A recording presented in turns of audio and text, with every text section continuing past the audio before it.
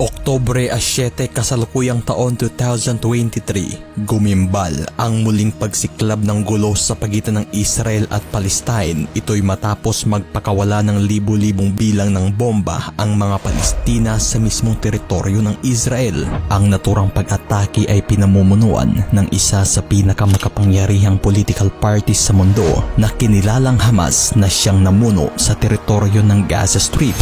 Ang walang habas na pag-atake ay talagang nagresulta sa pagguho at pagkawasak ng mga gusali, pagkadamay ng mga sibilyan at mismong pagkasawi ng mga inosenteng buhay. Sa ikadalawang araw ng pag-atake, tila mas lalo ba lamang itong lumala nang sumalakay na rin ang grupong tinatawag na Hezbollah na nakabase sa Lebanon laban sa mga Israeli. Ito'y matapos tumugon sa naging panawagan ng grupong Hamas. Bagay na talagang idiniklara na ng Prime Minister ng Israel ang isang state of war alert laban sa mga militanteng grupo.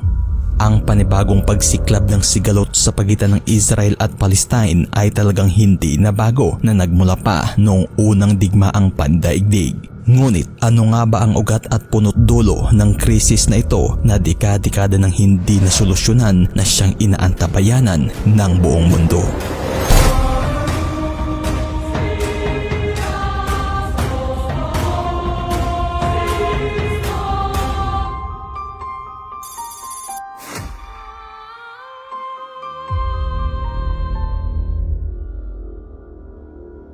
Ang digmaan ng dalawang estado ay tila ba isa na sa pinakamatagal na digmaang hindi pa nabigyang solusyon. Bagamat lupa man at agawan ng teritoryo ang itinuturing na dahilan ng Israel sa kaguluhang ito para sa mga Palestino, isa umano itong ethnic cleansing kung saan layunin ng mga Israeli na palayasin ang lahat ng Palestino sa kanilang teritoryo.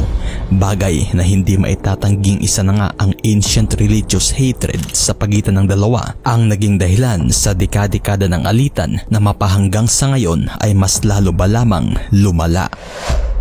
Nagsimula ang kwento dekada na ang lumipas kung saan ang isang teritoryo na matatagpuan sa Eastern Mediterranean part na ngayoy kilala ng Israel-Palestinian Territory ay mapayapang tinitirahan ng magkakaibang pangkat ng relihiyon kagaya ng Muslim, Kristiyano at mga Hudyo na pinamamahalaan ng mga panahong iyon under Ottoman Empire kung saan tinatawag nila ang teritoryo bilang Palestine. Bagay na naging tahanan nga ang teritoryong ito sa mga kinukonsiderang sacred sites ng mismong Hudyo, Arabs at mga Kristiyano. At sa paggulong ng mga panahong ito, isang diaspora ang nabuo ng magsilikasan ang mga Hudyo sa kanilang traditional homeland at nagtungo sa iba't ibang bahaging parte ng Europa. Ngunit kasabay ng mga panahong iyon, unti-unti na ring kinilala ng mga ethnic Arabs ang kanilang sarili bilang Palestinians na kalaunay naging national identity na nga ng mga ito. Sa kabilang banda naman ay tila ba hindi naging maayos ang takbo ng Jewish diaspora sa bahagi ng Europa nang ito'y makaranas ng mga panlulupit at pang-aapi. Bagay na dito na rin nabuo ang tinatawag na Zionist movement kung saan naglathala ito na ang tinatawag na Judaismo ay hindi lamang isang form of religion kundi isa umano itong nationalism na dapat at karapat-dapat na magkaroon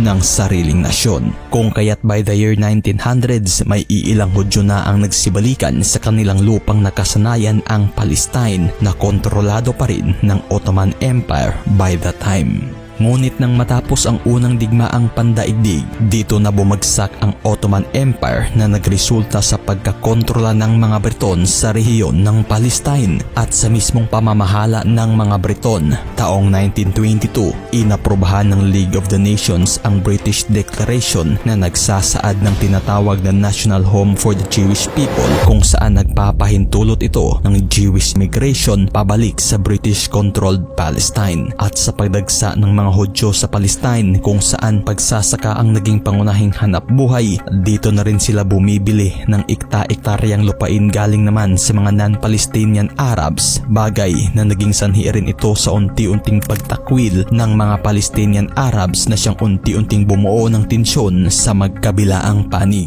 At kalaunan nga'y nilimitahan na ng mga Briton ang pag-okupa ng mga Hudyo ng kalupaan galing sa mga non-Palestinian Arabs at mismong paglimita na rin ng ng Jewish migration, kung kaya't dito na rin nabuo ang Jewish militias. Ito'y upang labanan ang unti-unting pagsibol ng tensyon laban sa mga Palestinian Arabs at upang kondinahin rin ang naturang British rule ukol sa paglimita ng tinatawag na Jewish migration. Ngunit ng taong 1939 matapos sumiklab ang pangalawang digmaang pandaigdig, nagresulta ito sa paniniil ng Nazi sa mga Hudyo na kung saan umabot ng humigit 6 na milyon ang napaslang sa Holocaust at milyon-milyon rin ang nawalan ng tirahan. Bagay na talagang nagresulta ito sa pagdagsa pa ng mga Hudyo sa British Palestine, kung saan layunin ng mga ito ang paghihikayat ng tinatawag na Jewish state. At sa pagtapos ng pangalawang digmaang pandaigdig, kung saan tuluyan ng lumisan ang mga Briton sa Palestine,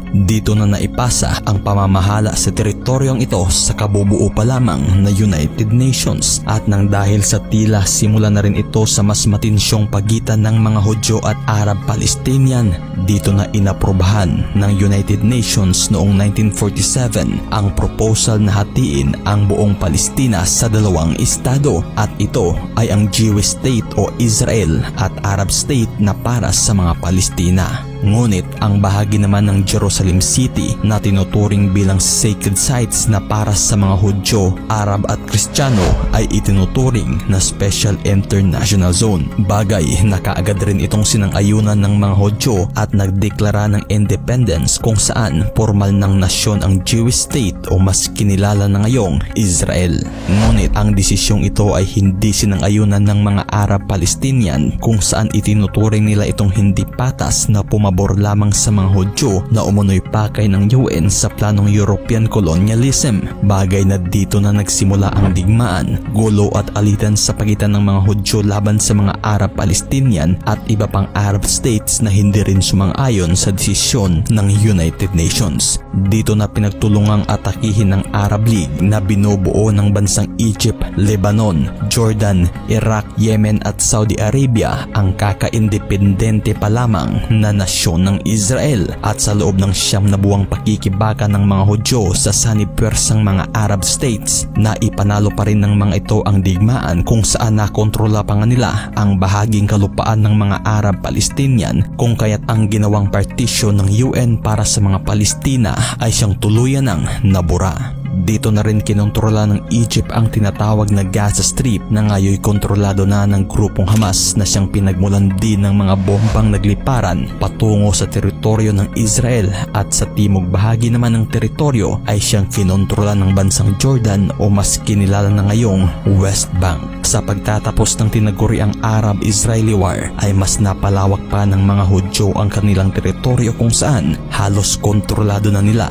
ang buong Palestina maliban na lamang sa Gaza Strip at West Bank. Ngunit mitsa naman ito para sa mga Arab Palestinians na nawalan ng tirahan, kung saan umabot ito ng humigit kumulang 700,000 refugees na ngayoy nasa halos 7 million refugees na naninirahan sa teritoryo ng West Bank at Gaza Strip. Bagay na nabansagan itong independence war para sa mga Israeli at bangungot naman para sa mga Arab Palestinians na binansagang the Catastrophic War. At mula ng mga panahong iyon, tila wala ng hupa ang tensyon sa magkabilaang panig na nagpatuloy hanggang sa kasalukuyan na binansagan na ngang the Arab-Israeli conflict. Ngunit by the year 1960s, isang samahan ang nabuo na pinangalan ng the Palestinian Liberation Organization, kung saan isang sanib-pwersa ang ginawa ng mga Palestina na muling lalaban para sa kanilang inaasam-asam na independent state. At hanggang taong 1967, nangyari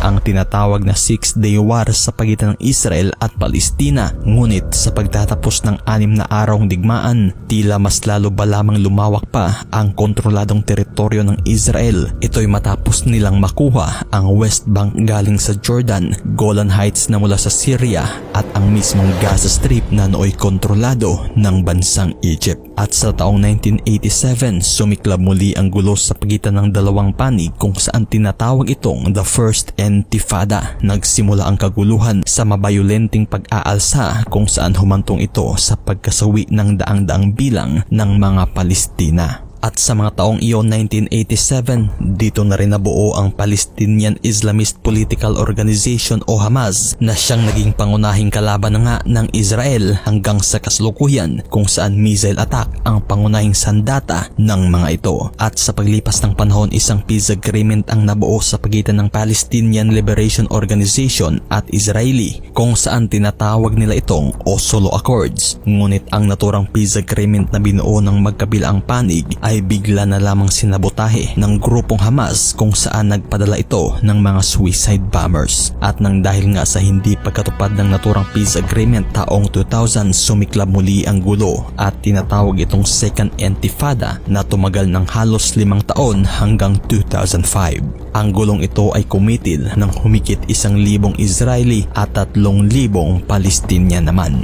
Bagay na ang karahasang ito ay siyang tumapos rin sa lahat ng planong pangkapayapaan sa Oslo Accord. Nang mga taong iyon, 2005, tuluyan na ring humupa ang tensyon. Ito'y matapos tumisan ang mga Israeli sa Gaza na siyang kaagad namang pinalitan ng grupong Hamas. Isa ang Hamas sa mga itinuturing ng iilang bansa bilang terorista nang dahil sa kabrutalan nitong umatake na kung saan kadalasan itong gumagawa ng mga suicide bombing at ang mismong walang piling pag-atake na nagresulta sa pagkasawi ng libo-libong mga sibilyan. Kung kaya't mula sa mga oras na iyon ay naging pinakabrutal ng kalaban ng Israel ang grupong Hamas na nakabase sa Gaza Strip. Dito na rin nasaksihan ng mundo ang naging madugong palitan ng bomba ng magkabilaang panig kung saan taong 2008, 2012 at 2014 ay walang habas na pinulbos ng Israel ang Hamas. Ngunit taong 2000 nang gumanti rin ang Hamas nang ito'y nagpakawala ng missile attack laban sa Israel. At hanggang nitong taon nga lang nang mangyari muli ang senaryong ito kung saan binomba ng Hamas ang Israel na siyang naging dahilan sa pagdeklara ni Israeli Prime Minister Benjamin Netanyahu sa pagdeklara ng gyera. And as of October 8, nasa humigit 300 na bilang na ang nasawi at libo-libo ang sugatan at nasa 100 katao naman ang naging bihag.